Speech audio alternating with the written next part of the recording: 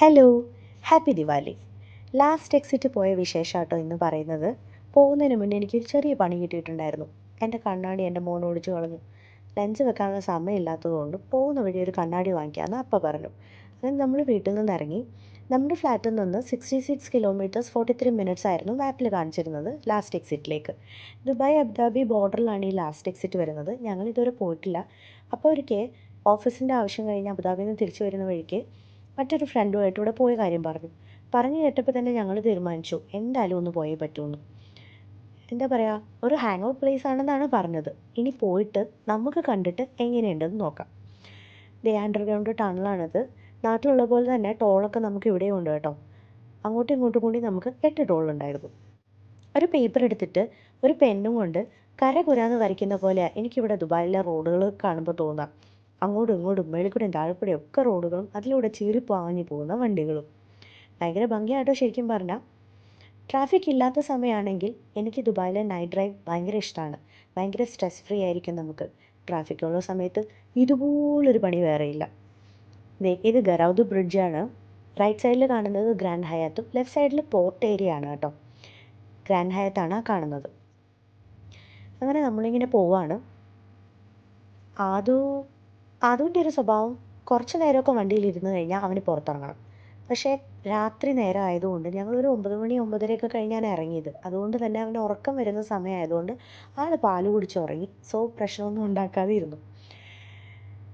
ഇത് മറ്റൊരു ടണലാണ്. പണ്ടൊക്കെ ഉണ്ടല്ലോ അന്നക്കുട്ടിക്ക് ടണൽ കയറുമ്പോൾ ഭയങ്കര പേടിയായിരുന്നു. ഫുള്ളി ലൈറ്റ്സും ഒക്കെ കാര്യങ്ങളൊക്കെ ആണെങ്കിൽ ആൾക്ക് എന്തോ ഒരു പേടി പോലെയായിരുന്നു. അമ്മ ചെവി അടയുന്നു അങ്ങനെ ഇങ്ങനെയെന്നൊക്കെ പറയും. പക്ഷേ ഇപ്പോൾ ആ പേടിയൊന്നുമില്ല.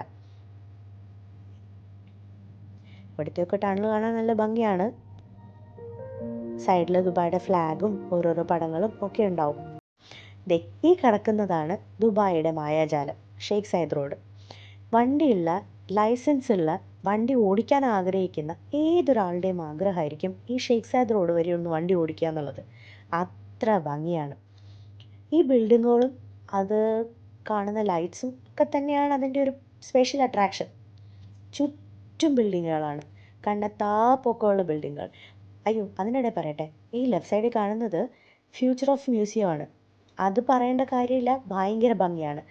പകൽ സമയത്തെ കാണുന്നതിനെക്കാട്ടിലും വൈറ്റ് ലൈറ്റ്സ് ആ ചുറ്റപ്പെട്ട നൈറ്റ് വ്യൂ ആണ് ഏറ്റവും അടിപൊളി. കണ്ടോ, ഇവിടുത്തെ മെയിനായിട്ടുള്ള റിയൽ എസ്റ്റേറ്റുകാരാണ് ശോഭ, എമാർ, ഡമാക്ക്. അങ്ങനെ ഈ ഷെയ്ഖ് സയദ് റോഡിൽ ഈ ഡമാക്കിൻ്റെയും എമാറിൻ്റെയൊക്കെ ഒരു സൂപ്പർ മാർക്കറ്റ് പോലെ നമുക്ക് തോന്നും. അത്രയും ബിൽഡിങ്സുകളാണ്.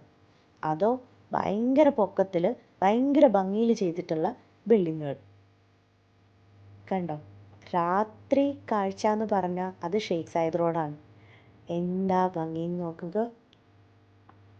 നീണ്ടു നിവർന്ന് കിടക്കുന്ന റോഡും ചുറ്റിലും 2 സൈഡിലായിട്ട് ഇങ്ങനെ ബിൽഡിങ്ങുകളും. ഈ എമാർ ഗ്രൂപ്പ് നമ്മുടെ ബുർജ് ഖലീഫ ചെയ്ത ആൾക്കാരാണ് കേട്ടോ.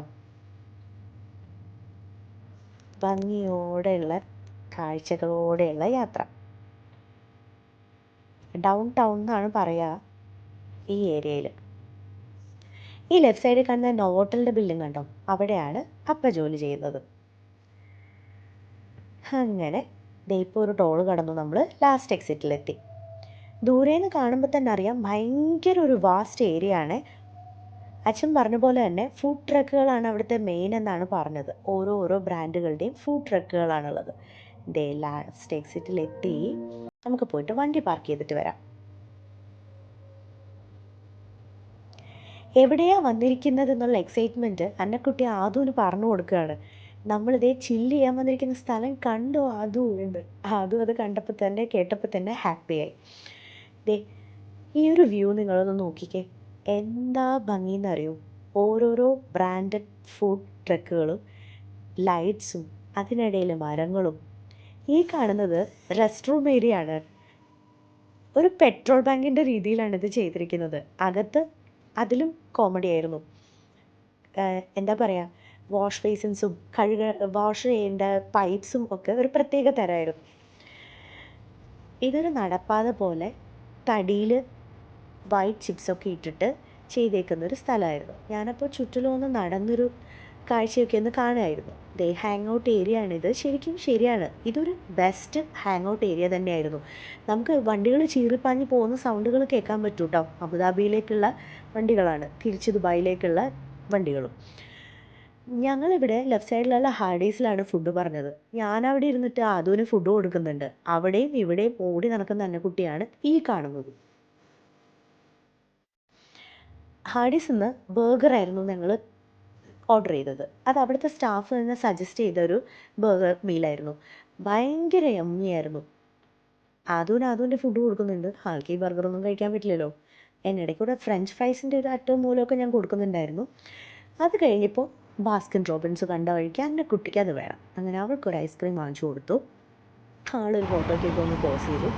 ഫില്ലി കണ്ടപ്പോൾ എനിക്കൊരു സാഫ്രൺ ടീ കുടിക്കണമെന്ന് ആഗ്രഹം. അടുത്തെത്തിയപ്പോൾ ഞാൻ മിക്സ് സാഫ്രൺ അല്ലേ മാറ്റി. എൻ്റെ ഓർഡർ ഞാൻ പറയുന്നുണ്ട് കേട്ടോ. അങ്ങനെ ഫില്ലി മിൽക്ക് സാഫ്രൺ എൻ്റെത് കിട്ടി.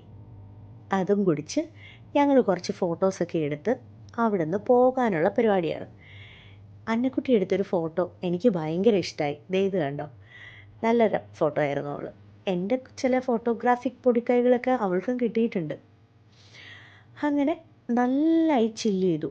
വിൻ്റർ സമയത്ത് ഇത് ബെസ്റ്റ് ഓപ്ഷനാണ് ദുബായിൽ ഷാർജയിലൊക്കെ ഉള്ളവർക്ക്. വീട്ടിലെത്തി നമ്മളിനി മുകളിലേക്ക് പോവാണ്. ഇവിടെ എത്തുമ്പോൾ ഒരടിയുണ്ട് ഞാനും അന്നക്കുട്ടിയും തമ്മിൽ. ലിഫ്റ്റിൽ ആരാദ്യം ക്ലിക്ക് ചെയ്യും എന്നുള്ളത്. അത് ഉണർന്നിരിക്കുക കേട്ടോ.